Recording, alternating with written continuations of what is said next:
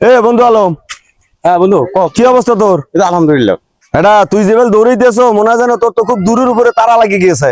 আসলে বন্ধু হয় একটু দূরের উপরে আছি, 10 তারিখে বিয়া তো মানুষের দাওয়াতটাও দিতে হবে, একটু দূরের উপরে আছি। বিয়া মানে তোর 10 তারিখে বিয়ে বেটা, তুই কনয় মরে এটা একটা কথা হইলে? আসলে বন্ধু একটু দৌড়াদৌড়ির ভিতরে আছি তো, তোরা কইতে মনে নাই, তখন সেভও করতে পারি নাই কে।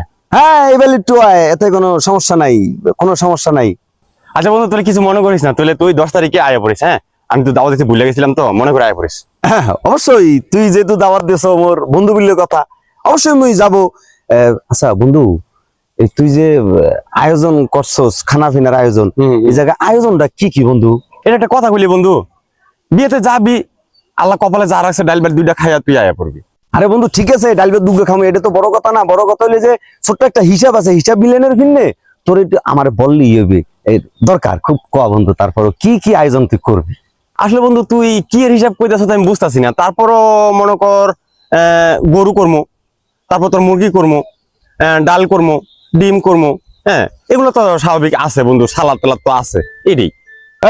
বন্ধু অবশ্যই ভালো বলছো, হিসাবটা খুব সুন্দর মিলাইছো। আচ্ছা বন্ধু, তুই গরুর গোস্ত কতটুক পরিমাণ দিবি, আর ডিম কতটুক পরিমাণ দিবি, আর মুরগির গোস্ত কতটুক পরিমাণ দিবি, তুই যদি বলতি আমার তো হিসাবটা মিলাইতে বেশি সুবিধা হইতে।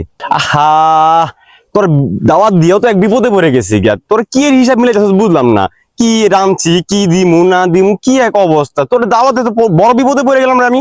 বন্ধু তুই আমাকে একটু হিসাব মিলানোর সুবিধার্থে আমাকে একটু দয়া করে বল যে তুই কি পরিমাণ কিভাবে তুই খাওয়ার আইটেমটা দিবি, আমাকে একটু বল বন্ধু। আই যাক বন্ধু, তুই যে এত করে কইতাছ অন্তর না খাইও পারতাছি না। মনে কর ধর গরুর গোস্ত 100 গ্রাম, তারপরে মুরগির ডিম একটা, মুরগির পিস একটা, তারপরে গিয়ে তোর সালাদ, তারপরে ডাল, হ্যাঁ এসব আর কি, এটাই দিমু আর কি। হ্যাঁ হ্যাঁ বন্ধু, অবশ্যই আমি খুব খুশি হয়েছি। এখন হিসাবটা মিলাতে একটু সহজ হবে আনে। আর যাই হোক বন্ধু, তুই গরুর গোস্ত কি পরিমাণ দিবি বলছি? 100 গ্রাম। 100 গ্রাম। আচ্ছা 100 গ্রামের দাম কত? মনে কর 100 টাকা। আচ্ছা যদি একটা মুরগির গোস্তর পিস ধরি, এটার দাম কত বন্ধু?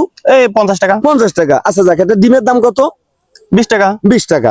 আচ্ছা শশা মশা মিলে গিয়ে ধর বন্ধু আর 30 টাকার মতো হয়। 30 টাকা ধরি। ঘরে মোটামুটি 200 টাকা। 200 টাকা হিসাব মিললে গেছে, মিললে গেছে। বন্ধু হিসাব মিল গেছে আমার, তুই এটা কি বুঝাইতে চাইলি আমি তো বুঝলাম না। বন্ধু হিসাব বলতে মিলিয়ে গেছে বলতে, ধর আমি তোর বাসায় যেহেতু দাওয়াত খাইতে যাব, হ্যাঁ সেখানে আমি শুধু 200 টাকা পরিমাণ একটা গিফট নেব। হ্যাঁ ওই গিফটটা বন্ধু তোর বিয়েতে দেওয়ার ফিরনি আমি এতক্ষণ যে হিসাবটা মিলাইছি। বন্ধু তোর দাওয়াত দিয়ে বড় ভুল করলেছি। হ্যাঁ একটা কাজ করিস, তোর কোনো গিফট টিফট কিছু লওয়ার দরকার নাই। তুই যাবি, যাইয়া খাইয়া যাইয়া আইস, কোনো কিছু লওয়ার দরকার নাই। পারলে একটা পলিথিন লইস, পলিথিন লইয়া বাকি খাইয়া যায় আর পলিথিন ভরে লই বাড়ির লেগে। আর কিপটা করে কিপটা যাইস, যাই করে খাইয়া আইস। যেমন বন্ধু তুই যে বেল বলছো হে বেলি যেমন পলি একটা লাগলো, মই এ আমার বংশগত স্বভাব, তুই আর চিন্তা করিস না, আমি পলি ঠিকই লুবো মানে।